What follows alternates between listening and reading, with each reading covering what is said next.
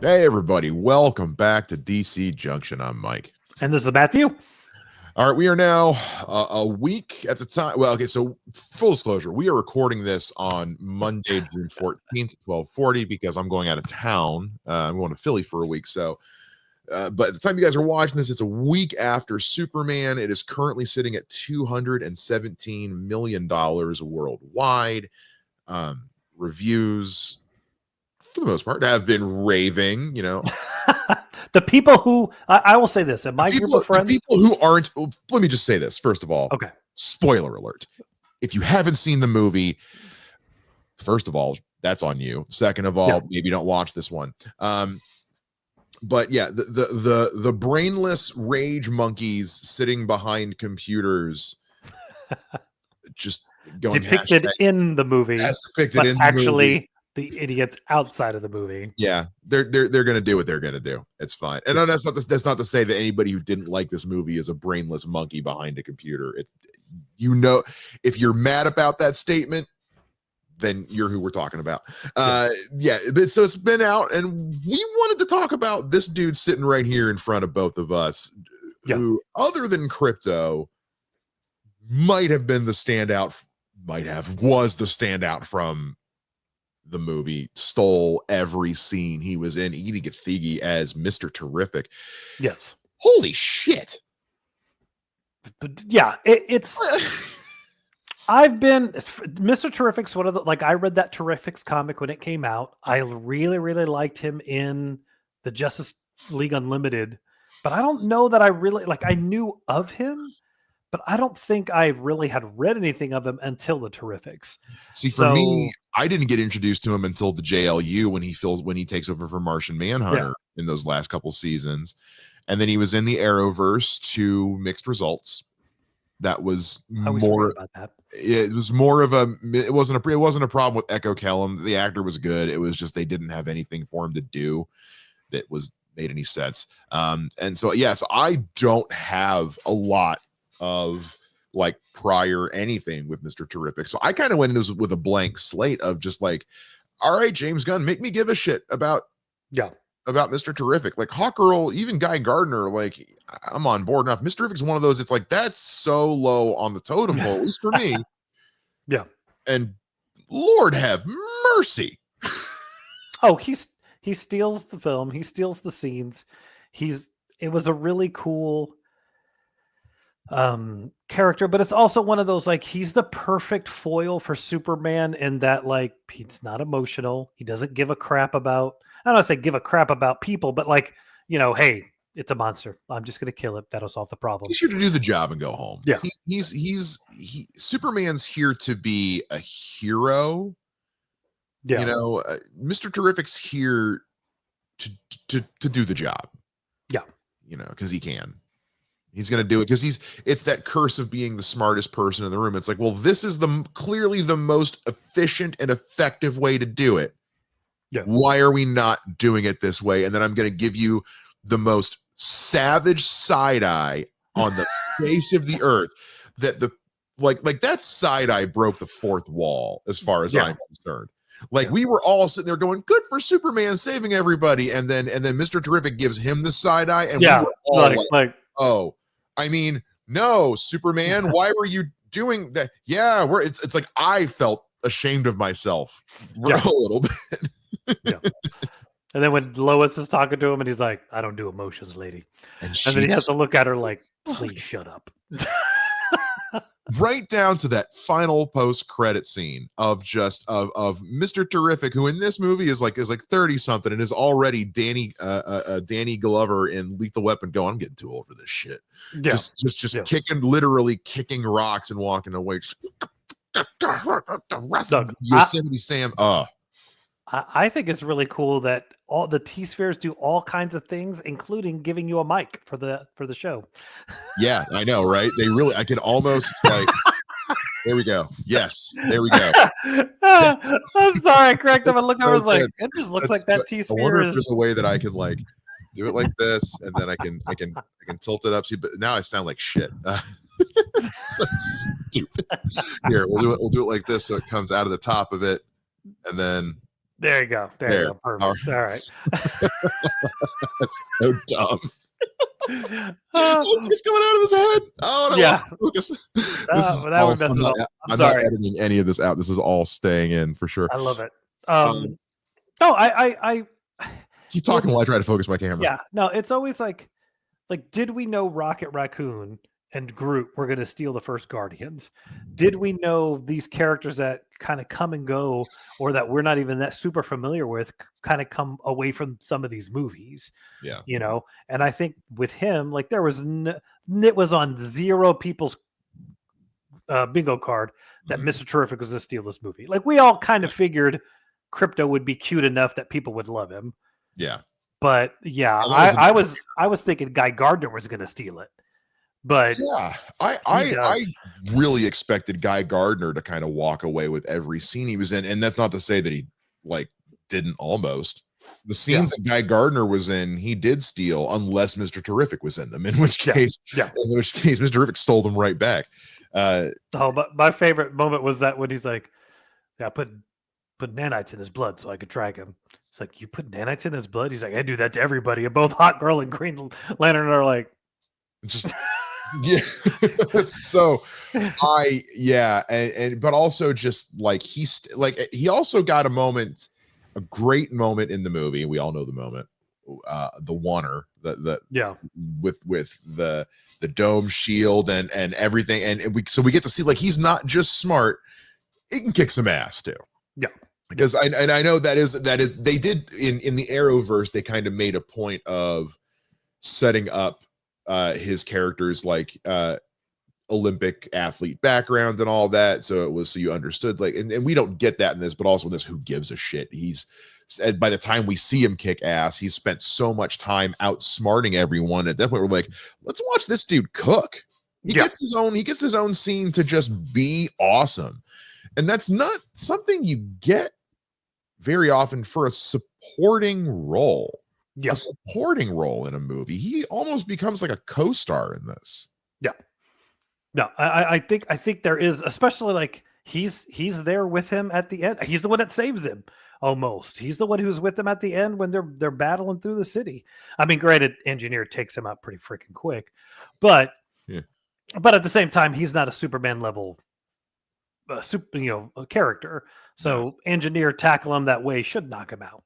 I dare say it's almost, I don't know how, somebody could probably correct me on the comments, and in which case, if you do, please subscribe. But there is it invokes, like, when you talk about the Hulk versus the leader, where the leader is as smart as the Hulk is strong. And Mr. Terrific almost feels like he could be as smart as Superman is strong. Obviously, that's not totally true, because Superman's power knows no limit, but I mean, I think that's as close a comparison as you're going to get to just how smart Mr. Terrific is, at least in this movie. The way he's, but also just and this has been talked about, but I think it deserves some mention, like the obvious, like, redemption. I hate calling it a redemption, because, like, wasn't like there was anything wrong. It's not his fault. His fault. It's like Jar Jar Binks and the guy who played him, whose name I'm now blanking on. When he got to be Ahmed Best, thank you. When he got to be in The Mandalorian this last season, it's like, oh, it's redemption. Well, no, he didn't do anything wrong. Everybody was really shitty to him for doing a job. And so that's kind of how it feels with this too, with Edi Gathegi. It's like that Darwin wasn't his fault. That was somebody who didn't.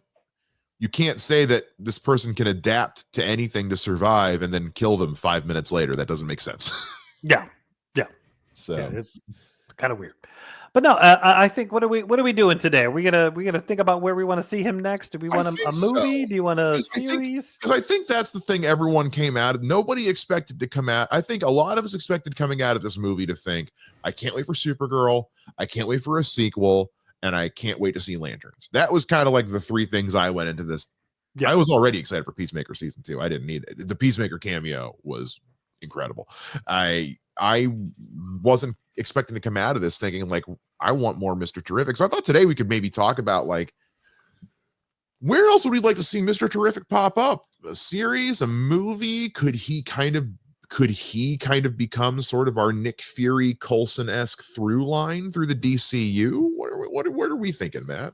Well, it's kind of interesting because I had an idea of what I thought it could be, and then the more I thought about it, I was like, I don't think that would work because like he works for Maxwell Lord. If Green Lantern, Guy Gardner, and Hawkgirl, and now Metamorpho or Element Man, whatever the crap they want to call him, yeah, they're on the Justice Gang, even though I hate that name. He's covered under that. So, because I was thinking, like, well, he did literally attack a military base and beat the crap out of everybody at the military base. There should be some repercussions behind that. But if ultimately what he did saved the world, probably nothing's going to happen. You also got to remember that wasn't a military base. That was Lex's organization. That was Luthor Corp.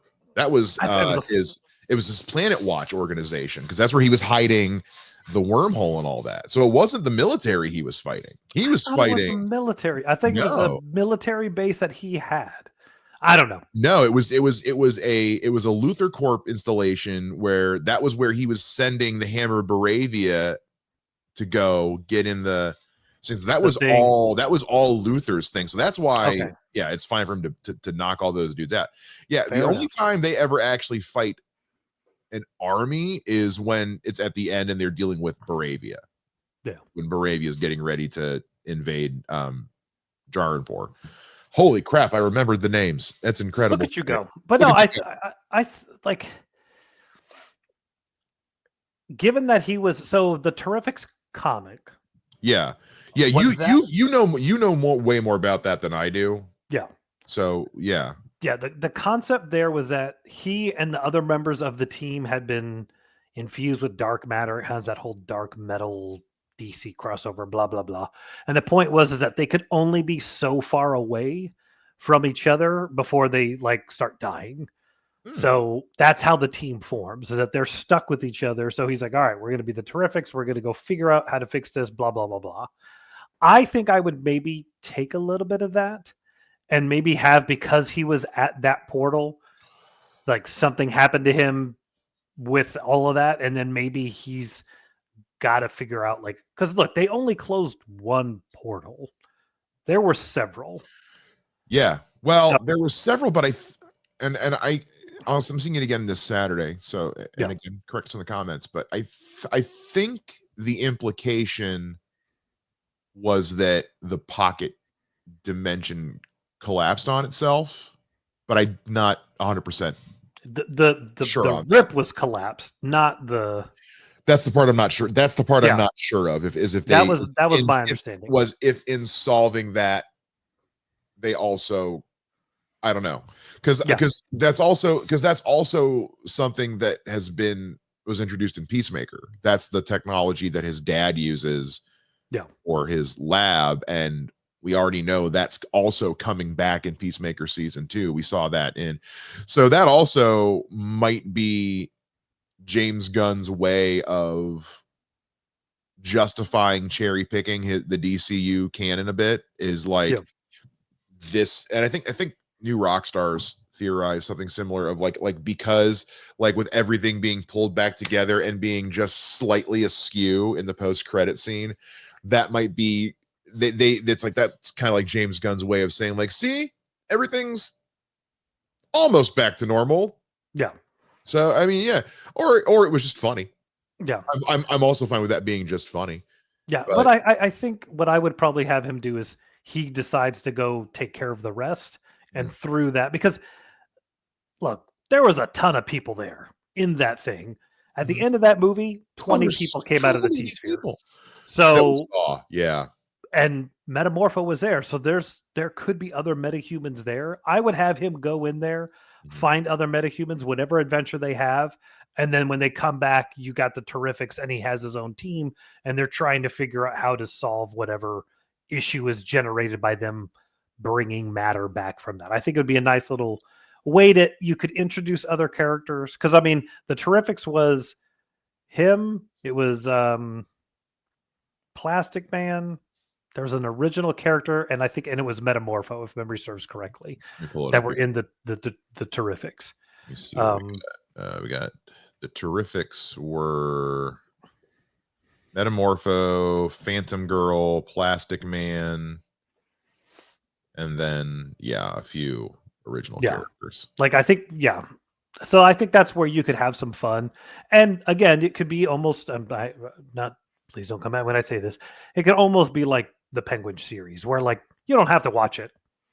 At the end of the day, what was left for him in the movie is what was left. We know was going to be in the sequel. So like you could have him go on this adventure, and then by the end he fixes it. So wherever he ends up after another movie, you don't really have to watch the Terrific show, but it would be a cool way to introduce some characters, get more time with him, and like, dude, he was so great. Bring him back and have some fun.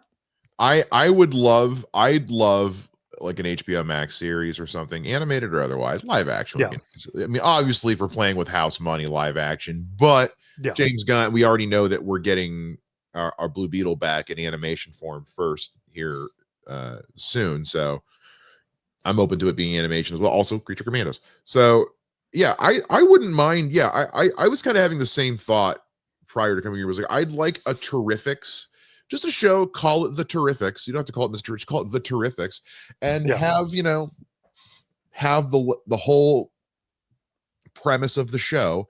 Have it be him, Nathan Fillion, Isabella Merced, and oh my God, the guy who played Metamorpho. I just blanked on his name, but anyway, get all of them back, and and just because they all clearly have no problem working for TV because they all currently do it, and just pay them a DC TV budget to do, like, just call it the trip, and the whole show can be just them trying to name the team because Guy wants to call it the Terrifics, and Metamorphos on his, and then you can have the last episode.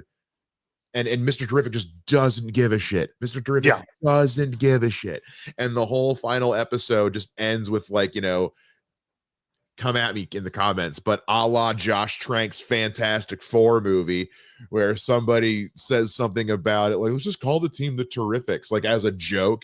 And then it just sticks. And Mr. Terrific's like, no. And then but then Maxwell Lord's like, well, they already filed the copyright. So it's like, I think that's perfect. Yes, of course. That would be so good. Like, cause you could still, cause obviously you don't want it to necessarily be the whole thing, be a comedy, but those four characters are so funny. So if Lanterns is going to be our dark, gritty, True Detective space cop show, have the Terrifics be our more and if you want to and if you want to do that one animated, and you just get the actors in to slap in all their voice roles. Lord knows Nathan Fillion's no stranger to voicing a Green Lantern in animated. That's very true. Or anything. He's been in tons of stuff. He's been in so much. So just knock it out. I think that's a great way to just get more of like these characters who, yes, everyone adored David Corenswet as Superman in this movie. Yeah. But some of the, as you guys know, if it makes me laugh, I'm on board. And the funniest scenes in this movie were all Justice Gang related, especially Mr. Terrific. It's giving me a whiffs of, not a great movie, but the first Suicide Squad movie, El Diablo's character. Yeah. Where it's like, wow, this movie's not great, but he's really good. And then, he dies at the end. So it's that thing of like, wow, it's the Boba Fett effect of it's like, guys, this wasn't meant to be something you were supposed to. Okay. All right. Although I think James Gunn knew what he was doing. Definitely. All right. What about you? What would you do with him? If we're not doing the Terrifics, then I think I would want to just let him just have a solo show of just I don't necessarily want to see his origin, but I wouldn't mind getting like the present day and past flashback stuff, like similar to how we did with Ironheart or with Moon Knight, where it's like we get the bits that we need when it's important to the current story. So I would like people to get to know his origin a little bit, but I want it to be kind of like what I think we're going to get with Clayface, where it's more of in service of the greater story at hand. So I really want Edi Gathegi to get a chance to flex with this character. So I like the idea of him in a fun, funny teen comedy show like we were just talking about. But I also like the idea of him getting a chance to just kind of have the spotlight to himself and really like look what we did with Catherine Hahn and Agatha all along. Yeah. Let me get something like that where we can really like play with some Mr. Teriffic lore and show that like he's more than just a side character. Yeah. No, that works for me. Yeah. I don't have much else because I don't have as much knowledge on him other than just if we don't get more of him as a solo and in like as a lead, I do hope he just continues to be, like I mentioned earlier, kind of our Nick Fury, Phil Coulson. I hope he's just kind of our through line. He's the guy people call when they have something that needs to be solved. Yeah. And he can do that over the video conference or showing up and fixing the thing. Like I know that Amanda Waller and Rick Flag are both kind of that at the moment, especially Rick Flag, but because he's the only one who so far has actually crossed over fully now. But I'd be really curious to see if he can just be the one that just starts showing up more. You know, we are now in this isn't like, and again, I'm not harping on it. We covered a lot of this in the review, but this isn't like in the past where like we're slowly building out the lore of this world. Yeah. We were picked up and dropped into a world, into a story that's already ongoing, and we just need to get on board. So with the DCU being so different and unique, it's the world's kind of our oyster with this one. We can I don't know. That's perfect. What do you guys want to see? Let us know down below. It's kind of a short one this week, but hey, that's what happens when I'm going out of town. And and honestly, we just want to keep talking more about Superman because this movie absolutely rules. So let us know what you thought of Mr. Teriffic. Let us know what you thought of Edi Gathegi in the movie down below. Make sure you subscribe to the channel on your way down there and follow us on all social media right above Matt's head at DC Junction. You can find me on social media at Mr. Mike Shea. You can find me across all social media as the Hustle Man. And we will see you guys again next week. I think next week we'll do a great big catch up on everything, all the things that's been going on outside of Superman. We'll see you guys again next time here on DC Junction. Bye-bye.